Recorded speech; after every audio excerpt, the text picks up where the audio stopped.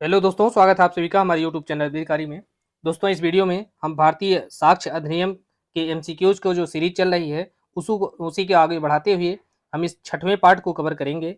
इसके पहले 5 वीडियो के माध्यम से हमने 250 एमसीक्यूज को सॉल्व किया है और अभी तक जो है हम धारा 72 तक के प्रावधानों को हल कर चुके हैं और इसमें हम धारा 73 से लेकर के आगे तक के जो प्रावधान हैं उनको कवर करते हुए कुल 50 प्रश्नों को एमसीक्यूज को सॉल्व करेंगे।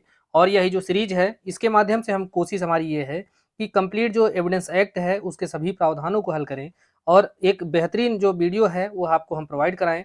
पूरी सीरीज अगर आप निरंतर देखते हैं तो हमारा दावा है कि इंडियन एविडेंस के अंतर्गत इससे संबंधित एक भी बाहर जो है प्रश्न आपसे नहीं पूछा जाएगा और आप मैक्सिमम प्रश्नों को सॉल्व कर पाएंगे।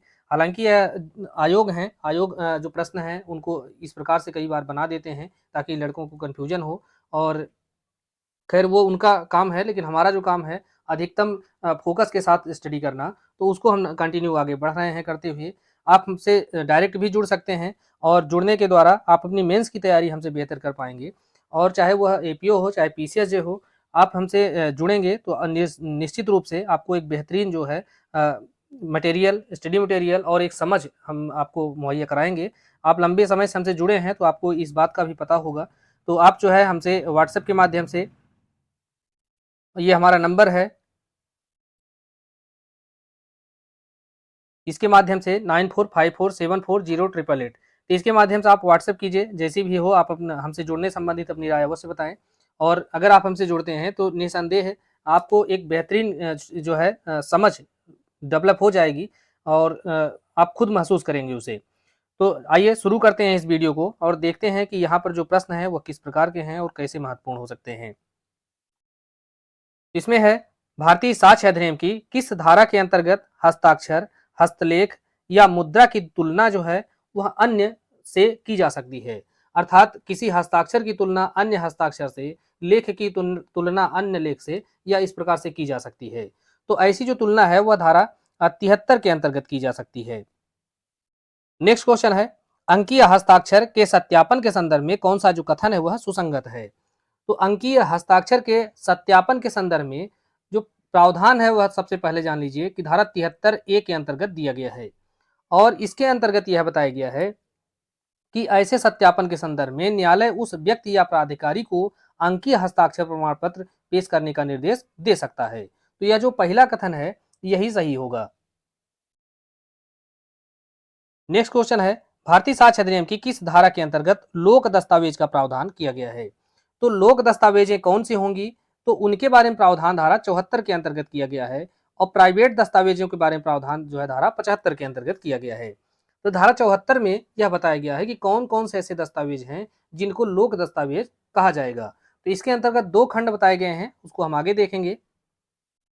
तो इसके अनुसार जो दस्तावेज है वह 2 प्रकार के होते हैं। तो इसके अंतर्गत जो पहला है वह है कि ऐसे दस्तावेज जो प्रभुता संपन्न अधिकारी के द्वारा शासकीय निकायों और अधिकरणों के द्वारा भारत के किसी भाग के या कॉमनवेल्थ के या किसी विदेश के विधायी, न्यायिक या कार्यपालक लोक अधिकारियों के कार्यों के रूप में या कार्य के अभिलेखों के रूप में हो। तो पहली बात यह हो गई। और दूसरी बात यह है कि किसी राज्य में रखे गए प्राइवेट दस्तावेज के जो लोक अभिलेख हैं वह भी क्या होंगे, लोक दस्तावेज के अंतर्गत आएंगे। तो यहाँ पर 2 प्रकार से जो है इसकी परिभाषा दी गई है। अब इस पर बहुत सारे प्रश्न पूछते हैं, घुमा फिरा के पूछते हैं, प्रॉब्लम बेस्ड पूछते हैं, तो आपको इन सब बातों को समझते हुए आगे बढ़ना होगा। तो लोक दस्तावेज के कुछ उदाहरण हैं, कई बार इस प्रकार से पूछ लेता है कि कौन से इसमें लोक दस्तावेज हैं, तो वहां पर कंफ्यूजन भी पैदा हो जाती है। तो जैसे शासकीय उद्घोषणा है, यह लोक दस्तावेज के अंतर्गत होगा। क्यों होगा, क्योंकि जो 74 का खंड 1 के अंतर्गत जो उपखंड 2 दिया गया है उसमें क्या बताया गया है कि शासकीय निकायों और अधिकरणों के जो कार्य हैं, कार्य के रूप में तैयार किए गए डॉक्यूमेंट हैं। तो लोक घोषणा हो गई, सरकारी राजपत्र हो गया, अधिनियम या कोई अधिसूचना हो गई, आर्म्स एक्ट के अधीन डीएम के द्वारा दी गई अनुमति को विहित करने वाला कोई दस्तावेज हो गया। अर्थात जो आयुध अधिनियम के तहत अगर कोई लाइसेंस वगैरह प्राप्त प्रदान किया जाता है तो वह भी क्या होगा, पब्लिक डॉक्यूमेंट के अंतर्गत आएगा। दखलनामा है, खसरा खतौनी का कागज है, सीआरपीसी के अधीन अपनी शक्तियों का प्रयोग करने वाले पुलिस अधिकारियों एवं मजिस्ट्रेट के कार्यों के अभिलेखों से निर्मित दस्तावेज। अब यहीं पर आपसे एफआईआर पूछ लेता है कि एफआईआर है, क्या वह लोक दस्तावेज के अंतर्गत आएगी या नहीं आएगी। तो अगर सीआरपीसी के अधीन पुलिस अधिकारी के द्वारा अपनी शक्ति का प्रयोग करते हुए कोई कागज तैयार किया जाता है, कोई दस्तावेज निर्मित किया जाता है, तो क्या होगा, लोक दस्तावेज। तो एफआईआर जो है इसी के अंतर्गत आता है। परिवाद भी इसी में आता है। न्यायालय की कोई डिक्री है, संस्वीकृति है, गिरफ्तारी वारंट है, न्यायालय का कोई निर्णय है और चार्जशीट है, मतपत्र है, प्रशासनिक रिपोर्ट है, तो ये सब क्या है, लोक दस्तावेज। अब कौन से हैं जो कि लोक दस्तावेज नहीं कहलाते हैं, तो जैसे वाद पत्र है, लिखित कथन है, शपथ पत्र है और किसी वसीयत की रजिस्ट्रीकृत प्रति है अर्थात पंजीकृत या प्रमाणित प्रति है, रोजनामचा है। रोजनामचा से तात्पर्य यहाँ जो जीडी होती है, जो पुलिस अधिनियम को जब पढ़ेंगे तो उसमें मिलेगा कि जो जनरल डायरी होती है वह लोक दस्तावेज नहीं है। बंदोबस्त मानचित्र है, विक्रय पत्र है और अमीन के द्वारा तैयार किया गया बंटवारा पत्र है, एक 100 परीक्षण रिपोर्ट है या पोस्टमार्टम रिपोर्ट है। तो इस प्रकार की जो बातें हैं यह लोक दस्तावेज के अंतर्गत नहीं आती हैं, क्योंकि यह जो किसी व्यक्ति के प्राइवेट कार्यों से संबंधित होती हैं। तो आइए इस पे क्वेश्चन देखते हैं कि कौन सा एक लोक दस्तावेज है। तो पहला वाद पत्र, तो वाद पत्र और लिखित कथन ये दोनों ही लोक दस्तावेज के अंतर्गत नहीं आते हैं। सीआरपीसी धारा 154 के अंतर्गत अगर एफआईआर लिखा जाता है तो यह लोक दस्तावेज के अंतर्गत आएगा। नेक्स्ट क्वेश्चन है, कौन सा लोक दस्तावेज है। तो ऐसा दस्तावेज जो प्रभुता संपन्न अधिकारी के कार्यों के अभिलेख हैं, तो यह होगा, क्योंकि धारा 74 खंड 1 का उपखंड 1 यही बताता है। दूसरा है कि किसी राज्य में रखे गए प्राइवेट दस्तावेजों के लोक अभिलेख, यह भी जो है लोक दस्तावेज के अंतर्गत आते हैं, धारा 74 का खंड 2 के अंतर्गत बताया गया है। तीसरा है जो शासकीय निकायों के कार्यों के अभिलेख हैं, तो यह भी जो है लोक दस्तावेज के अंतर्गत आएगा, धारा 74 खंड 1 का उपखंड 2 के अंतर्गत ऐसा जो प्रावधान किया गया है। तो इस प्रकार से जो सभी दस्तावेज हैं वह लोक दस्तावेज या पब्लिक डॉक्यूमेंट के अंतर्गत आते हैं। नेक्स्ट है, निम्नलिखित में से कौन लोक दस्तावेज नहीं है। अपंजीकृत पारिवारिक बंटवारा, यह क्या होगा, यह लोक दस्तावेज नहीं है जब तक कि यह पंजीकृत न हो। और नेक्स्ट क्वेश्चन है, निम्नलिखित में से कौन लोक दस्तावेज है। तो इसके अंतर्गत मतदाता सूची है, पुलिस डायरी है। पुलिस डायरी से तात्पर्य यहाँ दो प्रकार की डायरियां होती हैं, एक होती है जीडी जिसे कहते हैं जनरल डायरी, तो यह जो है लोक दस्तावेज के अंतर्गत नहीं आती है। एक सीडी होती है अर्थात केस डायरी होती है, तो केस डायरी जो है यह क्या होगी, लोक दस्तावेज के अंतर्गत आएगी। इसी प्रकार से सीआरपीसी की धारा 154 के तहत एफआईआर लिखा जाता है, तो यह सभी जो है क्या होंगे, लोक दस्तावेज के अंतर्गत आते हैं। नेक्स्ट है, प्राइवेट दस्तावेज के बारे में प्रावधान कहाँ दिया गया है। तो प्राइवेट दस्तावेज के बारे में जो प्रावधान है वो धारा 75 के अंतर्गत दिया गया है और इसमें छोटा सा एक वाक्य लिखा गया है कि अन्य सभी दस्तावेज अर्थात ऐसे दस्तावेज जो कि लोक दस्तावेज नहीं है वह सभी दस्तावेज क्या होंगे, प्राइवेट दस्तावेज। साक्ष्य अधिनियम के अधीन किसी लोक दस्तावेज को साबित किया जा सकेगा। तो किसी लोक दस्तावेज को कैसे साबित किया जाएगा, तो इसके बारे में प्रावधान धारा 76 के अंतर्गत दिया गया है और यह जो है प्रमाणित प्रतिलिपि के द्वारा इसको साबित किया जा सकेगा, तो तीसरा विकल्प सही होगा। नेक्स्ट क्वेश्चन है, भारतीय साक्ष्य अधिनियम की किस धारा के अंतर्गत हर लोक ऑफिसर जिसकी अभिरक्षा में कोई ऐसी लोक दस्तावेज है जिसके निरीक्षण करने का किसी भी व्यक्ति को अधिकार है, उस व्यक्ति को उसकी प्रमाणित प्रति विहित फीस चुकाए जाने के बाद उसको प्रदान की जाएगी। तो किस धारा के अंतर्गत प्रदान की जाएगी, तो इसके बारे में प्रावधान धारा 76 के अंतर्गत दिया गया है और इस प्रकार जो प्रति प्रदान की जाएगी वह क्या होगी, प्रमाणित प्रति कही जाएगी। नेक्स्ट क्वेश्चन है, लोक दस्तावेजों की अंतर्वस्तु को प्रमाणित किए जाने के लिए यहाँ पर कौन सी बातें आवश्यक हैं। तो लोक दस्तावेज की प्रमाणित प्रति या उसको प्रमाणित किए जाने के लिए यहाँ पर मूल दस्तावेज को प्रस्तुत किया जाना आवश्यक है, तो ऐसा आवश्यक नहीं है। दूसरा है कि उस दस्तावेज का छाया चित्र द्वितीयक साक्ष्य के रूप में ग्राह्य है, तो यह भी कथन सही नहीं होगा। तीसरा है कि उस दस्तावेज की प्रमाणित प्रतिलिपि जो है वह साक्ष्य में ग्राह्य होगी, तो यही जो कथन है वह सही होगा। अर्थात लोक दस्तावेज की अगर उसको प्रमाणित करना है तो उसकी जो प्रमाणित प्रति है वह साक्ष्य के रूप में ग्राह्य होगी। नेक्स्ट क्वेश्चन है, प्रमाणित प्रतियों के असली होने के बारे में उपधारणा दी गई है, तो किस धारा के अंतर्गत दी गई है, तो यह धारा 79 के अंतर्गत दी गई है। एक बात और ध्यान रखना है यहाँ कि धारा 79 से लेकर धारा 85C तक इन सब धाराओं के अंतर्गत जो उपधारणा होती है, न्यायालय यहाँ पर क्या होगा, उपधारणा करेगा, कर सकेगा यहाँ पर नहीं होगा, बल्कि न्यायालय उपधारणा करेगा। तो 79 से लेके धारा 85C तक की इस जो है इस बात को ध्यान रखना होगा, क्योंकि ये बारीक चीजें हैं और गलती की संभावना यहीं ज्यादा रहती है। नेक्स्ट क्वेश्चन है, साक्ष्य के अभिलेख के तौर पर न्यायालय के समक्ष पेश की गई दस्तावेजों के बारे में क्या होगा? तो न्यायालय उपधारणा करेगा कि वह दस्तावेज क्या है, असली है। तो यह कहाँ दिया गया है? तो ऐसा जो प्रावधान है वो धारा 80 के अंतर्गत दिया गया है, और इसमें यह बताया गया है कि साक्ष्य के अभिलेख के तौर पर पेश की गई दस्तावेजों के बारे में न्यायालय जो है यह उपधारा करेगा कि वह दस्तावेज असली है। नेक्स्ट है, राजपत्रों, समाचार पत्रों, पार्लियामेंट या संसद के प्राइवेट एक्टों और अन्य दस्तावेजों के बारे में न्यायालय यहाँ पर क्या उपधारणा करेगा? तो इसके बारे में जो उपधारणा की जाती है वह धारा 81 के तहत की जाती है, और हमने बताया कि 79 से लेकर 85C तक में न्यायालय उपधारणा करता है। तो इसलिए जो पहला विकल्प है कि ऐसी दस्तावेज का असली होना वह उपधारित करेगा।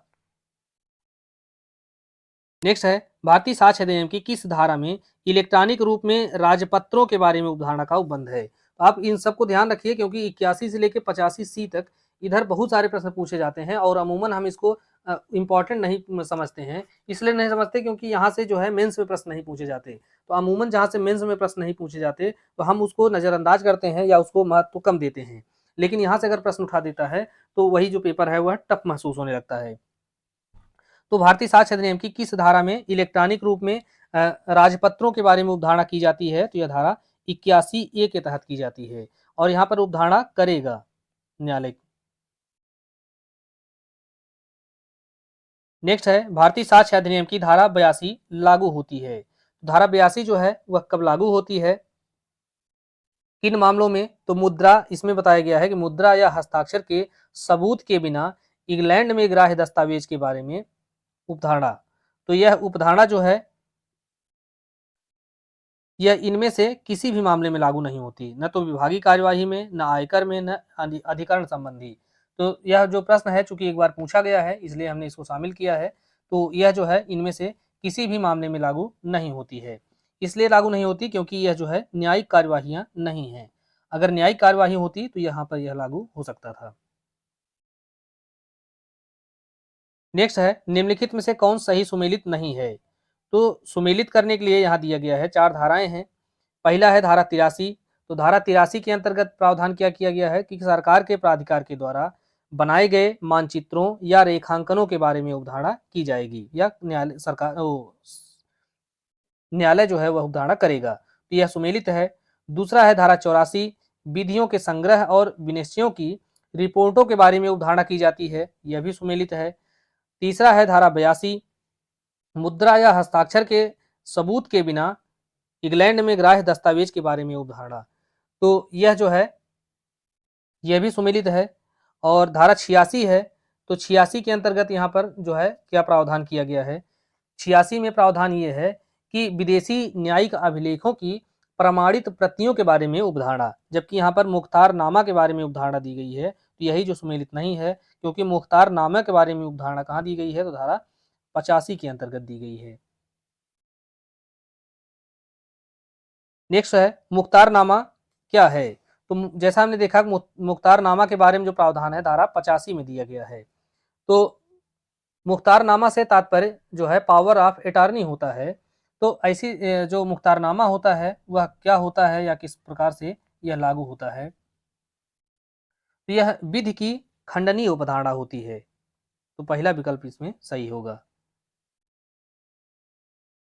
नेक्स्ट है, भारतीय साक्ष्य अधिनियम की धारा 85 या 85A के अंतर्गत न्यायालय के द्वारा किस प्रकार के करार की उपधारणा की जाती है? तो धारा 85A के अंतर्गत इलेक्ट्रॉनिक करार के बारे में उपधारणा की जाती है। तो ऐसी उपधारणा की न्यायालय जो है उपधारणा करेगा।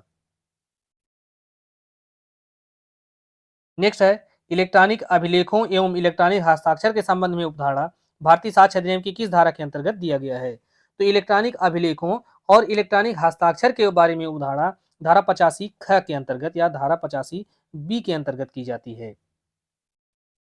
नेक्स्ट है, भारतीय साक्ष्य अधिनियम की धारा 85 सी के अंतर्गत न्यायालय इलेक्ट्रॉनिक हस्ताक्षर प्रमाण पत्र के सही होने की उपधारणा क्या करेगा, तो वह करेगा। जो दूसरा विकल्प है यही सही होगा।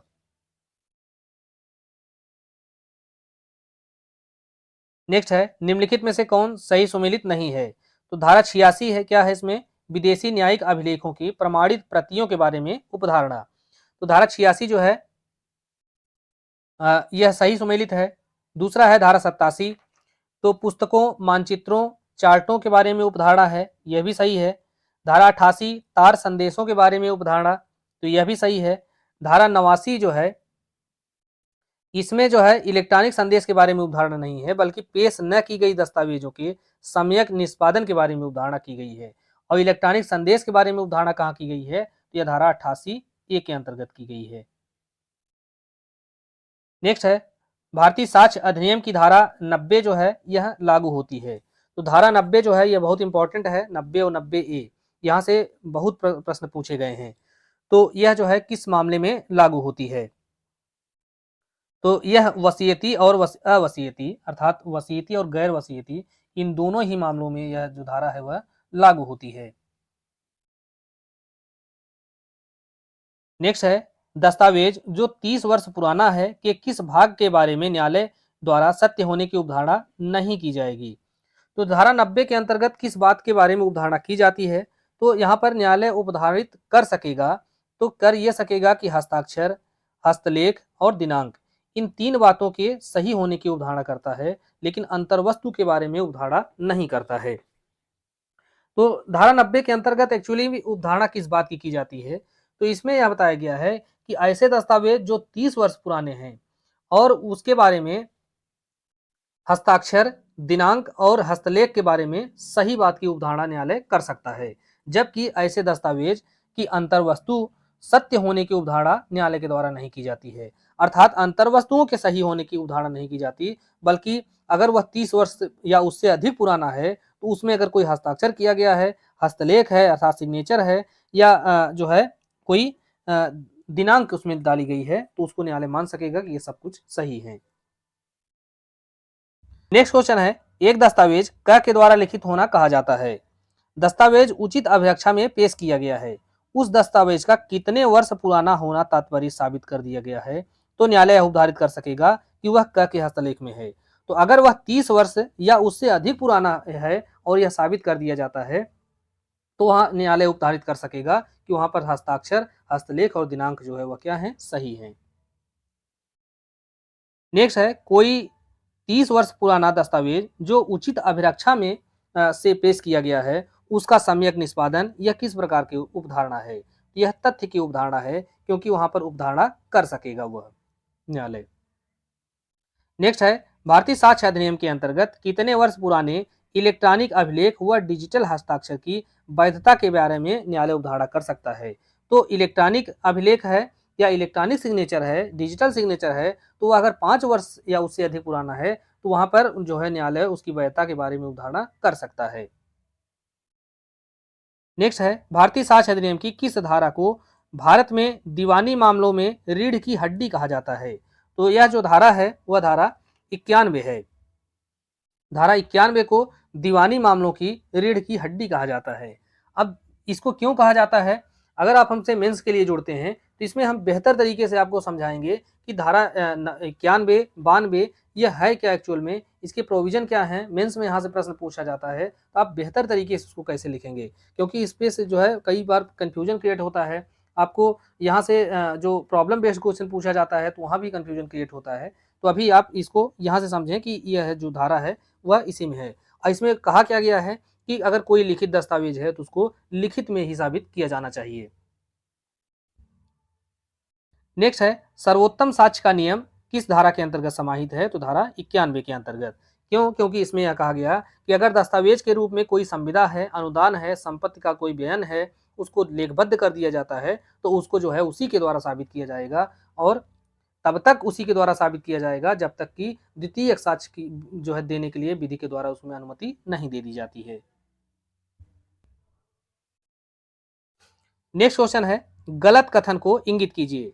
तो यहाँ पर पूछ रहा है कि इसमें से कौन सा कथन सही नहीं है या गलत है। तो पहला है कि यदि कोई संविदा कई पत्रों में अंतर्विष्ट है तो जो सभी पत्र हैं जिनमें वह संविदा अंतर्विष्ट है उसको साबित करना होगा। यह बात बिल्कुल सही है। दूसरा है यदि कोई संविदा किसी विनिमय पत्र में अंतर्विष्ट है तो वह विनिमय पत्र साबित करना होगा। यह भी सही है। तीसरा है कि यदि विनिमय पत्र 3 परतों में या प्रति में लिखा गया है तो केवल एक प्रति को ही साबित कर दिया गया वो पर्याप्त है। तो यह भी सही है। और चौथा है यदि ए बी को उसके द्वारा दिए गए धन की रसीद देता है और संदाय करने का मौखिक साक्ष्य पेश किया जाता है तो यह साक्ष्य ग्राह्य नहीं है।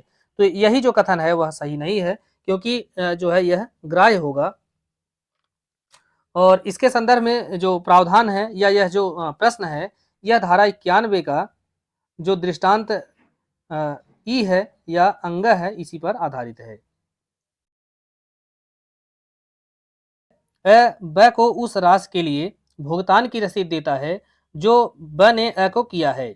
इस विषय में मौखिक साक्ष्य दिया जाता है तो यह धारा 91 के अंतर्गत इसकी स्थिति क्या होगी, यह ग्राह्य होगा या अग्राह्य होगा। तो यह ग्राह्य होगा क्योंकि धारा 91 का जो दृष्टांत अंग है या दृष्टांत ई है इसी के अंतर्गत यह जो प्रश्न है उसका उत्तर मिल जाता है। नेक्स्ट है कथन ए साक्ष्य अधिनियम की धारा 91 तथा 92 इनको एक साथ पढ़ा जाना चाहिए। तो यह कथन बिल्कुल सही है। कारण यह है कि यह दोनों एक दूसरे के पूरक हैं। तो यहाँ पर कथन कारण दोनों सही है और कारण जो है वह कथन का सही स्पष्टीकरण है।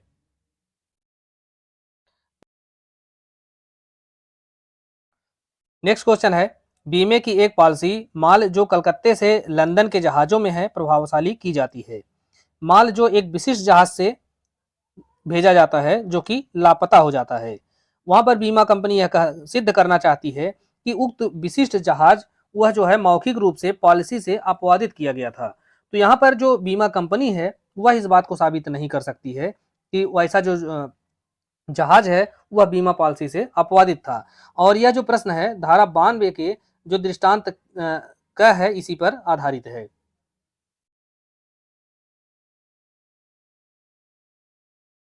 नेक्स्ट क्वेश्चन है क एक घोड़ा ख को बेचता है और मौखिक गारंटी देता है कि वह घोड़ा क्या है, अच्छा है।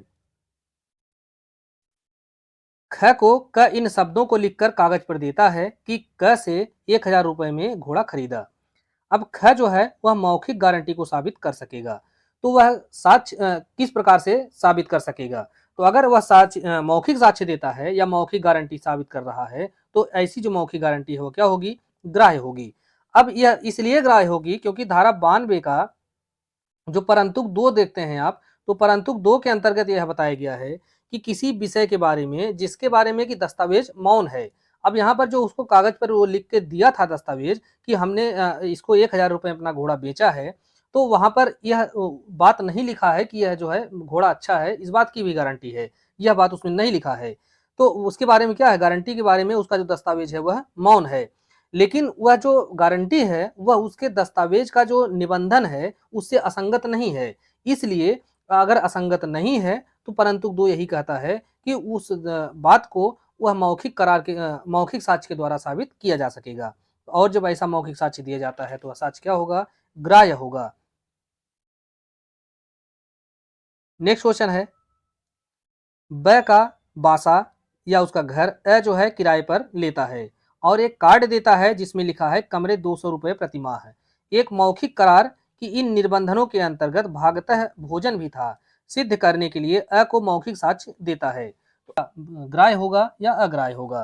तो ऐसा साक्ष्य जो है वह ग्राह्य होगा। जैसा कि हमने पहले अभी देखा है कि धारा 92 का जो दूसरा परंतुक है और उसके अंतर्गत क्या बताया गया है कि ऐसे विषय जो कि दस्तावेजों के बारे में मौन है लेकिन उसके निबंधनों से असंगत नहीं है तो उनको मौखिक साक्ष्य के द्वारा साबित किया जा सकेगा। तो यहाँ पर उसने यह बात नहीं लिखा है कि जो उसमें भागतः भोजन भी है वह, लेकिन वह जो है असंगत नहीं है, इसलिए इस बात को साबित किया जा सकेगा मौखिक साक्ष्य के द्वारा। नेक्स्ट है किसी दस्तावेज में प्रयुक्त भाषा देखते ही संदिग्ध या त्रुटिपूर्ण है तब उन तथ्यों का जो उनका अर्थ दर्शित करती है या उनकी त्रुटियों को पूरा करती है, ऐसा साक्ष्य क्या दिया जा सकेगा या नहीं दिया जा सकेगा? तो ऐसा साक्ष्य नहीं दिया जा सकता। इसलिए नहीं दिया जा सकता क्योंकि वहां पर दस्तावेज की जो भाषा है आप उसको देखते ही पहचान गए कि यह तो संदिग्ध लिखा है। जैसे आप हमारा घोड़ा 100 रुपए में या 150 रुपए में खरीद सकते हैं, तो यहाँ पर कोई अर्थ ही नहीं है कि आप खुद देख रहे हैं कि 100 रुपए या 150 रुपए में घोड़ा बेचने की बात की जा रही है। एक बात अगर स्पष्ट होती तो आप उस मूल्य पर उसकी घोड़े की जो है खरीदने के लिए अग्रसर होते। लेकिन यहाँ पर अस्पष्टता जो है, अस्पष्टता जो है वह ऐसे ही दिख जा रही है, इसलिए आपको इसको दूर करने की लिए साक्ष्य देने की कोई आवश्यकता नहीं है। इसके बारे में प्रावधान कहाँ दिया गया है? तो धारा 93 में। नेक्स्ट है, ए लिखित रूप में बी को 1000 रुपए या 1500 रुपए में घोड़ा बेचने के लिए सहमत है। तो यहाँ पर जो विकल्प होगा यह कौन सा सही होगा? तो अगर वो 1000 रुपए या 1500 रुपए में अपना घोड़ा बेचने के लिए सहमत होते हैं, तो यह जो है दिखाने के लिए साक्ष्य नहीं दिया जा सकता कि बिक्री के लिए किस कीमत का भुगतान किया जाना था। तो यही कथन सही होगा, क्योंकि यहाँ पर भाषा या लेख जो है देखने से ही संदिग्ध प्रतीत होता है। उसका मूल्य जो है संदिग्ध है, 1000 या 1500, इसमें कुछ स्पष्ट नहीं है। तो धारा 93 के अनुसार यह जो है साक्ष्य नहीं दिया जा सकता। नेक्स्ट है, अलिखित में ब से 1000 रुपए में मेरे सफेद घोड़े का विक्रय करता है। अ के पास एक सफेद और एक भूरा घोड़ा है। तो इस मामले में यहाँ पर कौन सा कथन सही होगा? तो इस मामले में धारा 94 के नियम लागू होंगे, अर्थात अ जो है लिखित में ब से घोड़ा खरीदने का जो है करार कर रहा है। अ के पास 2 घोड़े हैं और दोनों घोड़े में से एक सफेद है और दूसरा भूरा है, और अ जो है ब से केवल सफेद घोड़े की बात कर रहा है। तो यहाँ पर विद्यमान जो तथ्य हैं उनको दस्तावेज में स्पष्ट रूप से दिया गया है। तो यहाँ पर भाषा स्वयं अस्पष्ट है, इसलिए साक्ष्य नहीं दिया जा सकता कि कौन से घोड़े देने की बात की गई है। तो यहाँ पर जो पहला विकल्प होगा यही सही है, कि यह दर्शाने के लिए कि अ का तात्पर्य अपने भूरे घोड़े को बेचने का कभी नहीं था, किसी साक्ष्य देने की आवश्यकता नहीं है।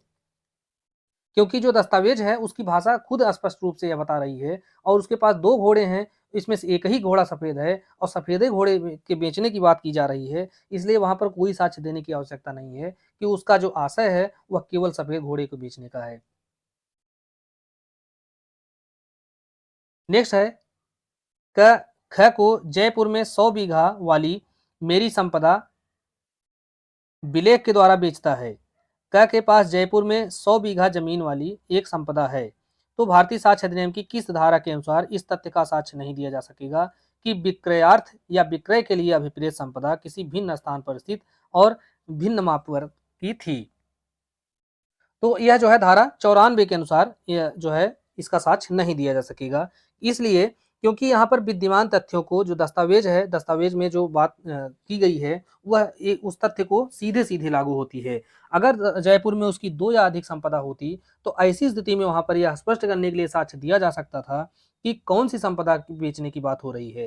क्योंकि यहाँ पर जयपुर में संपदा बेचने की बात की जा रही है और जयपुर में केवल एक ही संपदा है उसकी, और वो भी 100 बीघे वाली की बात की गई है, वो 100 बीघा ही है वहां। तो इसलिए धारा 94 कहता है कि वहां पर तथ्य को साबित करने के लिए साक्ष्य देने की आवश्यकता नहीं है।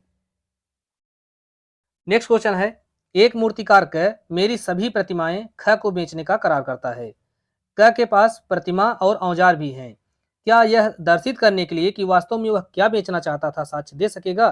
तो ऐसा वह साक्ष्य दे सकेगा, और यह जो प्रश्न है यह धारा 98 के दृष्टांत पर आधारित है। और इस दृष्टांत के अनुसार एक मूर्तिकार जो है वह दर्शित करने के लिए कि वह किसे बेचने का जो है अपना आशय रखता था साक्ष्य दे सकेगा।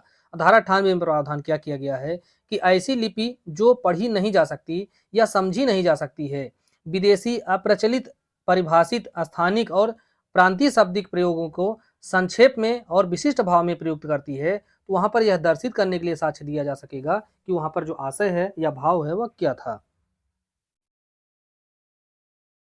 नेक्स्ट क्वेश्चन है, फॉल्स डिमोस्ट्रेशन नॉन नॉसेट यह सिद्धांत भारतीय साक्ष्य अधिनियम की किस धारा से संबंधित है? तो यह धारा 95 और धारा 97 से। चूंकि जो सिद्धांत हैं उन सभी सिद्धांतों को आपको जरूर ध्यान रखना चाहिए, क्योंकि यह सिद्धांत जो है कई बार पूछे जाते हैं और अगर एग्जैक्ट वो याद नहीं है तो वो भूल भी जाते हैं। और यह जो हमने सेक्शन अभी देखा है, खास करके धारा 91 से लेकर के इधर तक के यहाँ जो प्रॉब्लम बेस्ड क्वेश्चन है ये बहुत ज़्यादा पूछे जाते हैं, इसलिए आप सभी इन सभी जो प्रश्न हैं इनको अच्छे से समझें और जो मेंस के रूप में आपको ये बहुत ज़्यादा परेशान भी करेंगे अगर एग्जैक्ट आपको चीज़ें पता नहीं रहेंगी तो। नेक्स्ट है, आपराधिक मामलों में विशेषकर प्रत्यक्षदर्शी गवाहों के साक्ष्य का मूल्यांकन करते समय सूत्र फाल्सस इन ऊनो फाल्सस इन अमानी बस यह लागू नहीं किया जा सकता। यह कहा गया, तो किस केस में ऐसा कहा गया था? तो यह कहा गया पंजाब राज बनाम अजायब सिंह का केस है। तो इस प्रकार से जो है कुछ इस प्रकार की जो सूक्तियां हैं या सूत्र हैं उनको कभी कभी पूछ लिया जाता है, तो यह सब चीजें ध्यान रखना चाहिए। नेक्स्ट है, निम्नलिखित में से कौन सही सुमेलित नहीं है? तो इसमें पहला है धारा 98 न पढ़ी जा सकने वाली लिपि के अर्थ के बारे में साक्ष्य, तो यह सुमेलित है। धारा 99 दस्तावेज के निबंधनों में फेरफार करने वाले करार का साक्ष्य कौन दे सकेगा, तो यह भी सही है, सुमेलित है। धारा 100 के अंतर्गत भारतीय उत्तराधिकार अधिनियम के विल संबंधी उपबंधों की व्यावृत्ति की गई है, यह भी सुमेलित है।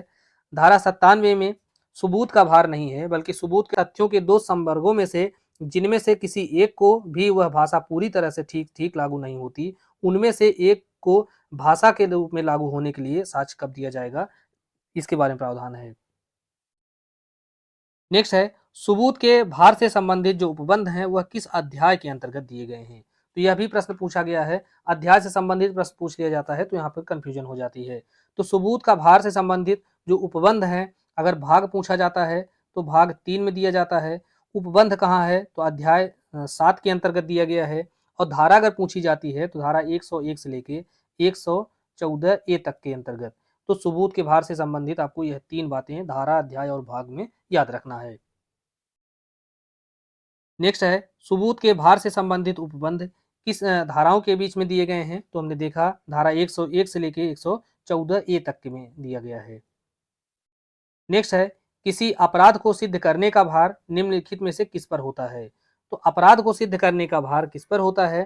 तो यह हमेशा अभियोजन पर होता है कि वह अभियुक्त के जो अपराध है उसको साबित करे। नेक्स्ट है, अ ने ब की हत्या की है, अ पर हत्या का आरोप है, इस मामले में सबूत का भार किस पर होता है? तो हत्या के मामले में जो सबूत का भार होता है वह हमेशा राज्य पर होता है।